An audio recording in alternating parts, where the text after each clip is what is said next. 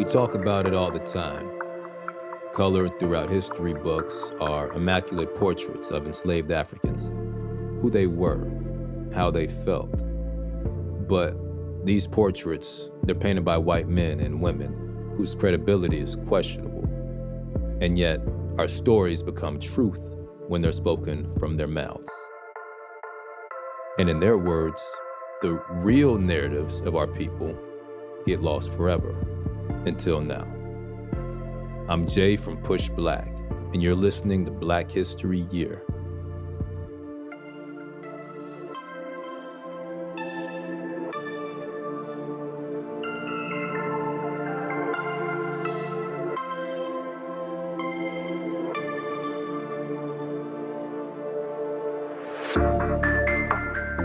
There have been innumerable attempts to silence the voices of our ancestors, especially the stories of enslaved Black women. While we hear about the realities they faced of sexual violence and exploitation, there's a layer not readily discussed. And in that hidden layer are the many ways Black women resisted enslavement while navigating within it. Now, it's time to hear their stories. We have Dr. Heather Finch with us to lead us into this history. Heather is an assistant professor of English at Belmont University, where she teaches literature and writing courses that center Black voices and stories. With a specialization in Black literature, her research focuses on the fragmented narratives of enslaved women. It's an important and informative conversation filled with history that we can benefit from today. To kick off the storytelling we'll get into with Heather, here's a story of Mary Bowser, a free woman who used her gifts to help our people, then disappeared without a trace.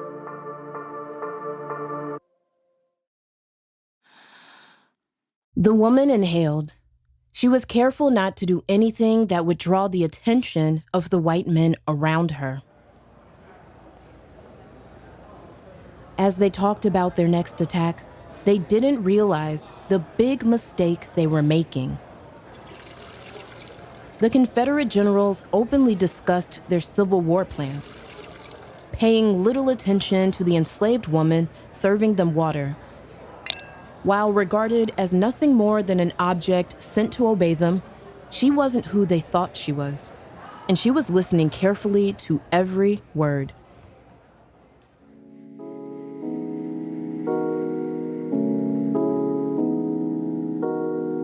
Mary Bowser seemed like another enslaved servant, but in truth, she was a spy for the Union Army.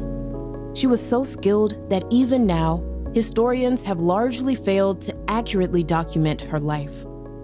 So what made her this incredible? First of all, she used the racism of Confederate generals against them.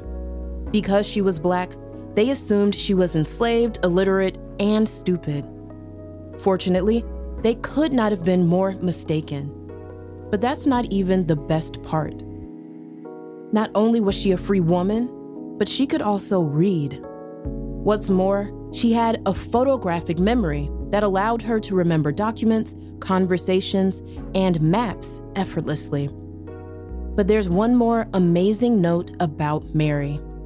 There's absolutely no record of what happened to her after she served the Union Army. And Bowser wasn't even her real name. While many historians use a picture of her posing elegantly, it's the wrong photo. Bowser lived in obscurity for the rest of her life.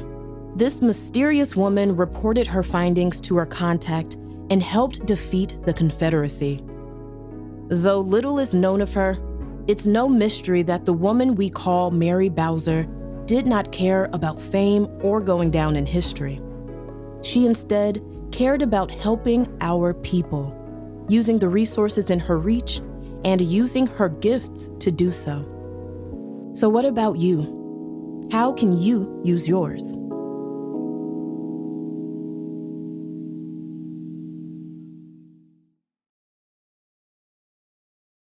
So Heather, what does Black liberation look like to you? Black liberation looks like Black people having their full humanity, right? That means that the possibilities are endless. They can make mistakes, they can fail, they can succeed, they can do all the things in between without the hovering ideas and realities of life or death situations. The tiniest things for Black people could end in death for them. And so that's a constant reminder, whether it's something we think about explicitly or something that is always at the back of our minds. And so in order to be truly free, we'd have to be able to be seen as fully human at all times, not only by others, but by ourselves, and to be able to live a full life where we have some type of autonomy that is liberating for us. Thank you for that. So how would you say that your work connects to that vision of Black liberation? That's always a challenge for me because when I was younger, I thought that I would do some very clear action-oriented work where I would initially just overthrow mass incarceration, right? And then I found myself in education. I am an assistant professor of English at Belmont University, where I teach primarily literature and writing courses. And in most of my courses, I center Black voices and stories. My research interest and focus is particularly the fragmented stories of enslaved women, their narratives, and how that then gives us the platform or the foundation to understand the stories of Black women today and what we learn from Black women, which has been very fulfilling because I have these conversations about Black stories with all types of people all the time. And I find education to be transformative. So because I get a chance to bring forth narratives in front of people that haven't heard them before, and then ask them to apply it not only to the student learning outcomes that we have, right, but to apply it to their families, their communities, and to the professional lives that they will then find themselves in, or some of them currently find themselves in. So from your experience, when you were first introduced to some of the enslaved narrative, specifically as it relates to Black women, what did that open up in you for, your first time learning about these stories? For me, it opened up a legacy. It transported me to an earlier existence that I think abides in most of us. A lot of times we use the terms like, we're speaking to our ancestors, we're considering our ancestors, and understanding this long legacy, right? That there wasn't just a few days ago or a few years ago where all of a sudden people were educated and had agency or had certain jobs or were able to do things. But my quest to learn more, right? I am totally shaped by all the women in my family, and even the ones I never got a chance to meet. I hear their stories and the lessons that they teach. So when I got ready to do graduate work for the doctorate, I kept thinking, man, I want to know as much as I can. But we know, unfortunately, for many Black Americans, the genealogy is fragmented, and therefore the narratives and stories are fragmented. And so my quest was to look for and think about narratives of enslaved women. And so as I got into the 18th century, I was drawn to Phyllis Wheatley, and I feel like I'm still connected to her. And in honor of Honoré Fanon Jeffers and other women who've done incredible work with the scholarship around Phyllis Wheatley, there's this move to call her Phyllis Wheatley Peters, right? Because it adds to us a different dimension of who Phyllis Wheatley was. So typically we call her Phyllis Wheatley, right? But when I reference her, I'm going to do my best throughout this, our time together, to reference her as Phyllis Wheatley Peters. And so I was drawn to her. I was drawn to the fact that she's writing, she is an enslaved woman, what those challenges are to try to embed some kind of story, right? Even if it wasn't an explicit one. And what I found is I wanted this story, right? The story that would be like, hey, Heather, it's me. I'm Phyllis Wheatley Peters. This is what happened. This is what I'm leaving for you to learn. And we know that the system of oppression, considering enslavement, does not allow for that.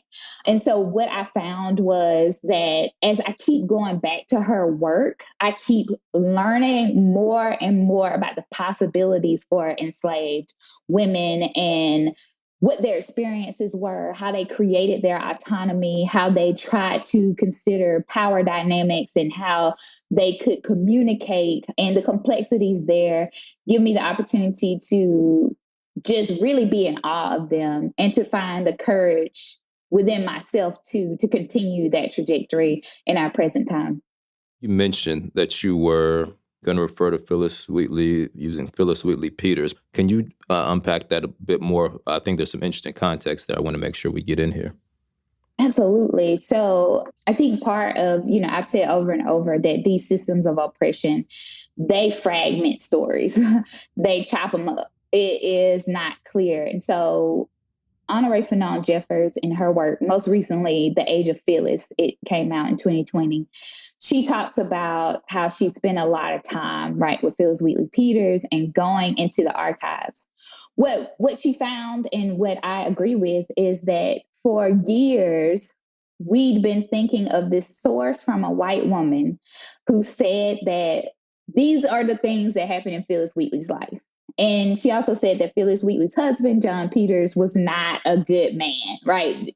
Creates this narrative of the stereotype of the bad Black guy who doesn't do well for his family. And so Jeffers pushes the button on that. She goes deep into the research. And what she finds is it's not even clear if the woman who tells the story is credible. We don't know if she actually knew Phyllis Wheatley personally. She says she was a cousin of the Wheatleys, who were the family that purchased Phyllis Wheatley when she was young, when she was stolen from her community in Western Africa and brought to the Americas.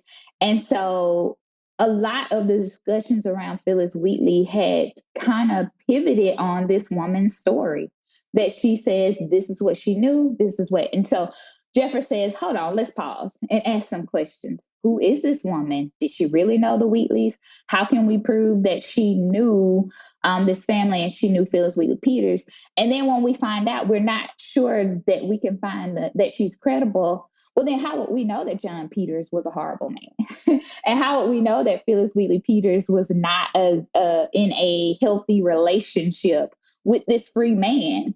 And so she calls for, and I agree, that we should acknowledge a fuller story, right? A more complex story, that Phyllis Wheatley Peters had some agency, and I would agree, of choosing her husband, John Peters, a free Black man. And then Phyllis Wheatley and her story grows, right? It becomes a little more complete and a little less fragmented. This woman had a fuller life than we often picture. When she publishes that book, she is limited and fragmented. There were several white men who had to sign off and say, she did write this, right? And then when Jeffers does this deeper dive, right, into what's happening, what we find is that a lot of times the story of the enslaver, the story of the colonizer has a lot more weight. That there's just we assume it's right. We assume it's honest. We assume it's true, which is one of the benefits of a system of oppression like enslavement, racism, white supremacy, capitalism, patriarchy. We receive all these messages that, okay, that person's credible and true because of their proximity to whiteness, right? Or their proximity to wealth, or their proximity to a male gender. And so when we say Phyllis Wheatley Peters, we remind people that she was much more than that framed and limited poet that has been handed to us, but a woman who lived a life that was complex and had a lot of different elements to it.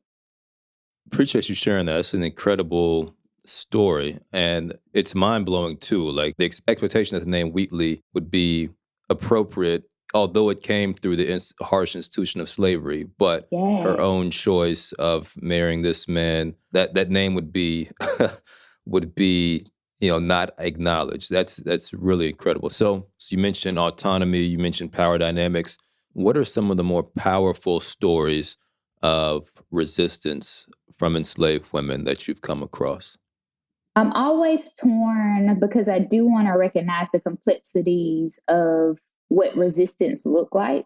A lot of times, I will say, even me, I'm attracted to resistance if it means like hey, I am out here doing the incredible work of someone like Harriet Tubman, right? Who we typically all think of, who is really doing the physical work, the mental work, the spiritual work to help people gain their freedom all throughout.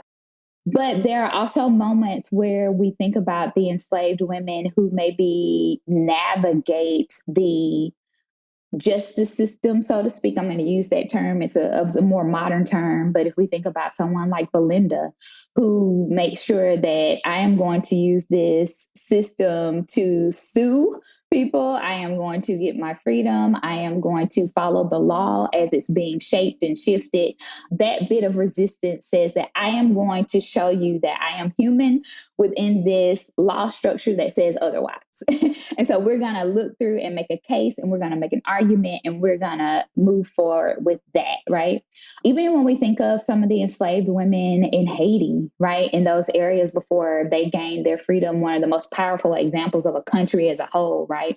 But a lot of the women there who are representative of the work that's done in their fullness, whether they're representing their fullness of women, because gender does make things a bit complicated, because oftentimes women may also be mothers. And so their decisions have to be a bit different. But I remember being in Haiti at the musée there and just being in awe of a statue of a woman who had been instrumental in the history of Haiti and their work for freedom. And so one of the stories they tell is when the earthquake happens, the one that we're most familiar with recently, the 2010 when a lot of things kind of got broken or destroyed. And so when they tell the story of how this statue of this woman who represents power and resistance, it's still standing.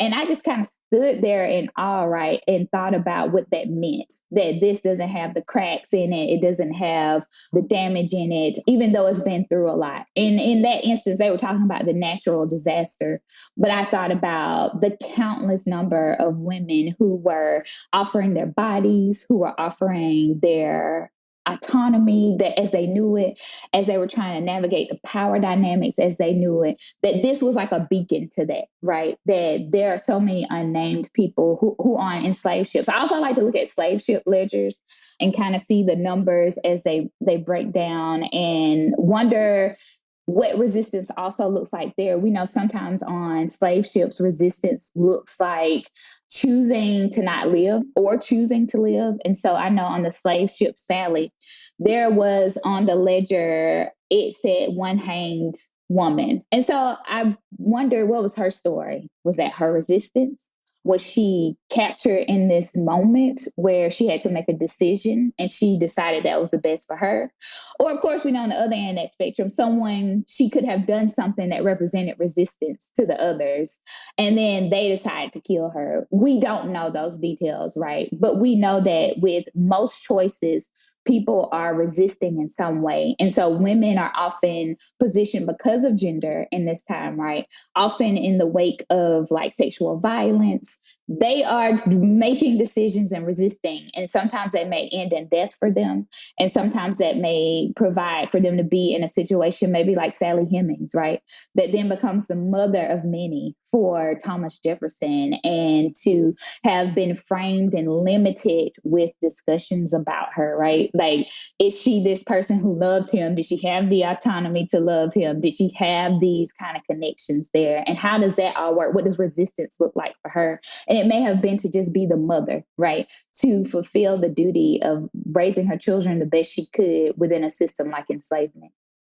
Can you dig into some of those unique decisions that faced enslaved women who were mothers? And what did that look like? There are plenty of like literary stories where people try to think through this, right? You all may be familiar with Beloved by Toni Morrison. And I was just talking with my students about that yesterday because I'm doing a Jesmyn Ward class, and Jesmyn Ward seems to be like that contemporary voice that links to Toni Morrison. Not that Toni Morrison was like way older than her or anything like that, but she's dealing with also thinking about women and their roles too, just more now about contemporary racism and white supremacy. But with Toni Morrison, when she brings forth this horror story, right, for a woman to be impregnated and to have a child that would then become enslaved as part of this system, right? And have to make the decision, is it better for death to be the early meeting place for a child? Or is it better to just bring this life forth,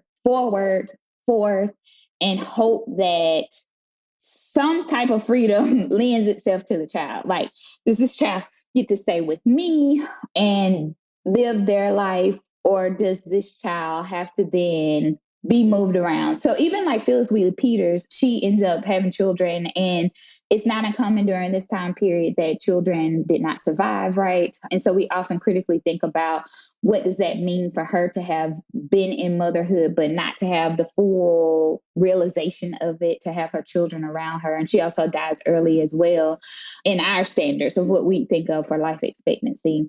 I'm trying to also think of some of the other decisions that we see if we look at Frederick Douglass's narrative, as he outlines for us some of the decisions that he sees with the women around him, how even a lot of women step in and be maternal figures for the other younger folks who are enslaved, because oftentimes that's that fragmentation, right, of the units that can be created. That's the fragmentation of the stories that could be created in a traditional family unit. And so then you find a lot of times women becoming maternal figures for other children, even extending to the children, right, who are the children of the enslavers, who, or in a sense, by extension, enslavers as well. I recently was part of the exhibit Kara Walker's Cut to the Quick. And so she thinks about enslaved women, and through her artwork, she shares a lot of those images, right? And so you see these women like being pulled in her images, right, between the people who are possibly the enslavers, who also are creating these sexually violent experiences that then sometimes end up creating motherhood and weird family dynamics, where then you have children who are possibly biological, as well as children who are the children of the enslavers, being linked to these women's bodies as well, as if they're their natural children, which then created like that exploitative space for motherhood. So how do you make decisions, right, as a mother like that? You're automatically being positioned to be around these other children who may or may not be yours. There's a longing for your own children if you've been disconnected. And so they're constantly making decisions around human life, even when they're not seen as human. That's powerful. So, are there any stories of resistance that are maybe surprisingly creative? I know you mentioned the clothing aspect, maybe looking more masculine. Are there any other stories that come to mind when we think of, well, that's using some ingenuity right there? And not to say that those are the ones that need to be highlighted the most, but I'm always intrigued by those types of stories. Like, I'm sure you've heard the story of Henry Box Brown. Like, that's some creative stuff. Are there any similar stories like that that are just mind-blowing to you when you're looking through these records? There was this one woman, and you've heard me talk about like sexual violence a lot, because when we think about the intersection of race and gender, we do find that often is what happens. And so there is this one woman who had been cornered by these other men. And in that process, her behavior and her actions and markers of who she was show us that she was royalty from Africa, because of the way that she positions herself in this moment when she is interacting with these men, talking with these men, and then how they are connected to her. Because oftentimes what is interesting is that the enslavers know a little bit more about who they're talking to and who they're connecting with and what they let on. Some of the strategy is to choose people who would probably have a lot of information about agriculture or some type of knowledge or education within their community that could be useful to them as they bring them here. And so when we look at this woman and she is trying to navigate this moment, she is positioning herself She is marking herself. She leaves those little details for us to then be able to point back to a particular community and her particular royal status. And so later on, we come back to it as scholars. We can say, okay, what is happening in this moment? What is going on in this moment? And what we found is that in her culture, that would have been an indication that she was a particular royalty, and that's how you stand.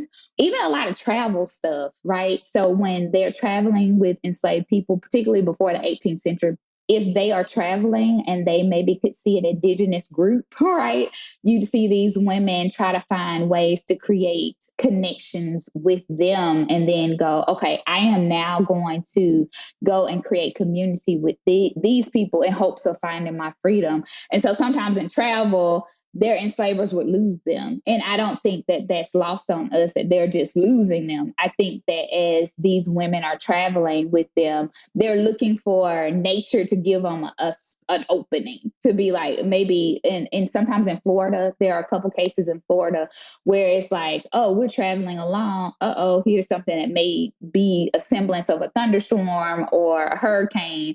Let me find my way out. And then in some stories, it'll just end with, oh, and we couldn't find them, right? And then you move on. And so a part of the reimagining that I do in my brain and that a lot of scholars do responsibly as we look at this is then say, here was an opportunity where nature provided an opportunity for them to find their freedom, to disconnect from their enslaver, and to find their freedom. And I don't know if those moments of powerful resistance are lost on us, but I think that they give us an opportunity to see just how you can navigate and think about your position, not giving up your royalty or your status that you once knew, or finding ways to let nature give you what you need to hopefully find a different community. When you talk about the way this enslaved woman positioned herself, how it communicated to these white men that she came from royalty in Africa, it makes me think about these very different worlds enslaved Africans occupied, their present and their past, and how the two worlds collide in enslavement. What are your thoughts on that? Many times we think about the living and the dead coexisting, so to speak, meaning that life, death, someone once lived, someone still alive, but also the concept of the lives we once lived and the lives that we're currently in, which for enslaved people, particularly when we think about the 18th century, is this idea and notion that they had lives before they were transported on the transatlantic slave trade, and the loss of that, and then having to exist in a system like enslavement, the living and the dead concept there. So a lot of times with students, we'll talk about that, right? We'll have this conversation about how that haunts us, that which is behind us, how what we have to do now is figure out how we navigate the evolution of systems of oppression, enslavement becoming racism, enslavement still being that marker for why Black people experience life as they do now. Why earlier, as you mentioned, we still have to think about clothing and appearance because it may send, or we think it may send a message. There's even a piece that we read from, I don't know if you have read any of The Fire This Time, and there is a section in it that talks about like how the enslaved people are all around us. And so at one point she goes to an intersection in the New England area, and they find that at this intersection is actually the remains of enslaved people. And in that moment, we're reminded that the living and the dead are always present. And even if we want to avoid conversations about enslavement, their stories, their narratives, they are right here with us always, even sometimes as literally under the asphalt in an intersection. and not always remembered in the discussions when people do tours, whether there are, I'm in the South, there are plenty of plantations around where those stories linger. Many plantations do create spaces that avoid or attempt to erase what the spaces are. For instance, those locations that have weddings and parties, because the landscape is so beautiful, right? Or I guess you could say hauntingly beautiful. And we're in the similar spaces. So it's a very interesting discussion that people may want the conversation to be like, there is space. There is maybe not a need to continue to remember. We actually can't avoid it. It's always around us. Even today, we still have media that comes out around stories of the enslaved. And you have some folks who are like, I'm tired of seeing these slave stories. And other folks who are like, well, it's important to tell these stories. When you see these movies or creative works come out, are there certain things that these stories tend to typically get wrong or correct from a, historical perspective? I had very strong feelings about Django Unchained. I felt that in an attempt to, I think, undo the gross injustice that we've seen with enslavement and subsequently everything that's come after that we still deal with today, that too many times, and particularly in Django Unchained, there's a positioning of whiteness that has to be present for there to be a strong resistance from a Black character or maybe a formerly enslaved person or an enslaved person. And I know that to create a movie, any type of artistic form within that system too, right? Because we know that it may be dominated by money and ideologies of people who dominate those spaces that aren't always Black people or people of color in general. I know that they're making creative choices to also fit that grouping. But it's just a challenge to see that there has to be some major positioning of whiteness in order for there to be some true, free, redemptive moment for the enslaved. There would have to be some redemptive white enslaver that has to be a part of it, that has to have had some kind of realization, and that there can't just be a standalone enslaved person that makes choices and decisions that then lead to what happens. And I think that most of us don't see this as a dichotomy where either you are a Black person trying to find your freedom and help others, or you are a white person who was a horrible enslaver. But there is a notion to lean more towards making sure everyone knows that this white person or this enslaver is redeemed and that they are also a part of the narrative. And we have to think about how we don't hear a lot of stories about Haiti, right? We don't hear about that distinct work that was done to fight the powers at that time and how incredible that was. And what would that look like to be on a mainstream big screen? Kind of scary, right? I think that Lenore Warren in her recent book, The Fire on the Water, even talked about how there is a tendency for abolitionist endeavors to make sure that the stories made white people feel safe. That, even as they're working towards freedom, like, hey, don't worry, we're not going to have a Haiti situation here. And so I think that continues with some of our media today, that there's still a concern about backlash because whiteness is typically central. It has to be safe. You probably have even heard recently, as people are talking about education, how our students in K-12 are going to learn about history, how they're going to learn about race, how they're going to have these discussions. And a lot of people have said in many different venues, right, that there seems to be much more concern for white children versus children of color. In our conversation, Black children, right, what their feelings have been, what their emotions have been. And I think we just continue to see that play out even on our screens.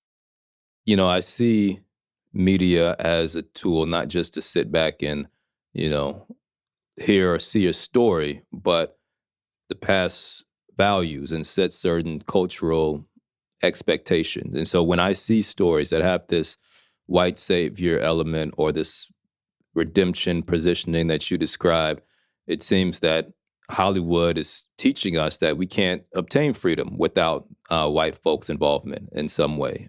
It says, we shouldn't worry about working with each other to find freedom, but we should worry about finding good white folks to support the movement.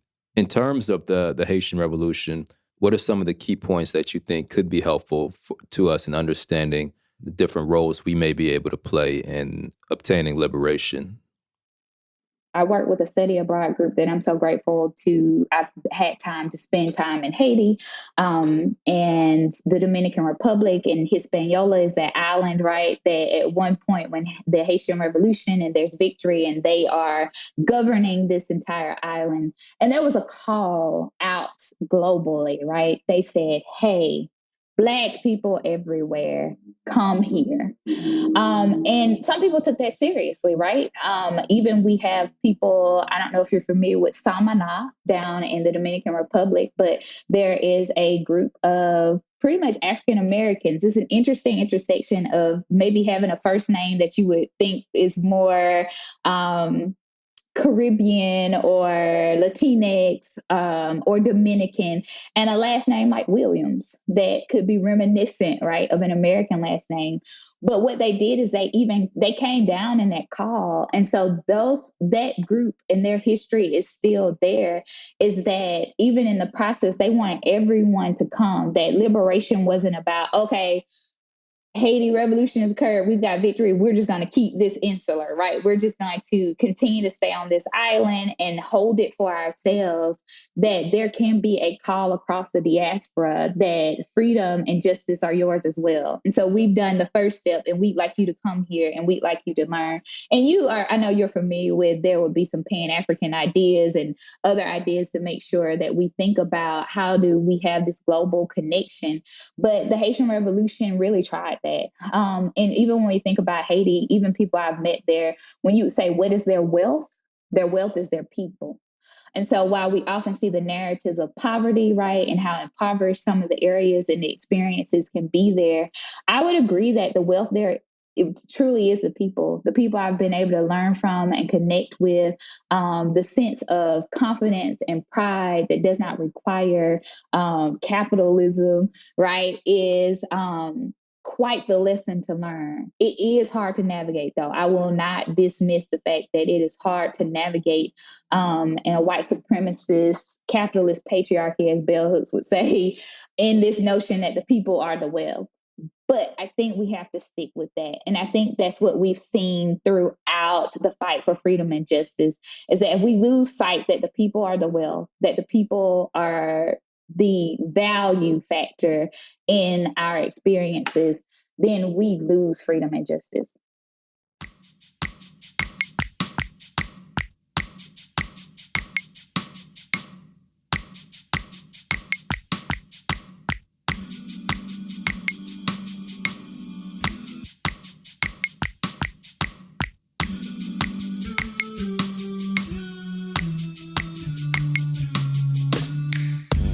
And just like that, we're at the end of this episode of Black History Year. This podcast is produced by Push Black, the nation's largest nonprofit Black media company. At Push Black, we agree with Marcus Garvey when he said, "A people without knowledge of their past, history, origin, and culture is like a tree without roots." And I'm guessing you probably feel that's important too. I mean, you're here at the end of a podcast about Black history. You matter. Your choice to be here matters. It lets us know that you value the work. Push Black exists because we saw we had to take matters into our own hands. And you make Push Black happen with your contributions at blackhistoryyear.com. Most people do $5 or $10 a month, but every little bit makes a difference. I appreciate you supporting the work.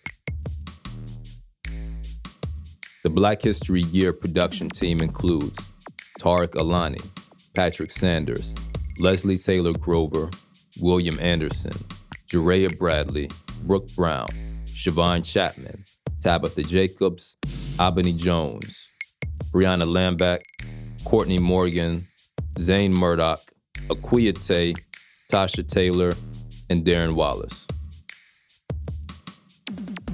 Producing the podcast, we have Cydney Smith and Sasha Kai Parker, who also edits the show. And Black History Year's executive producer is Julian Walker. And I'm Jay from Push Black. Peace.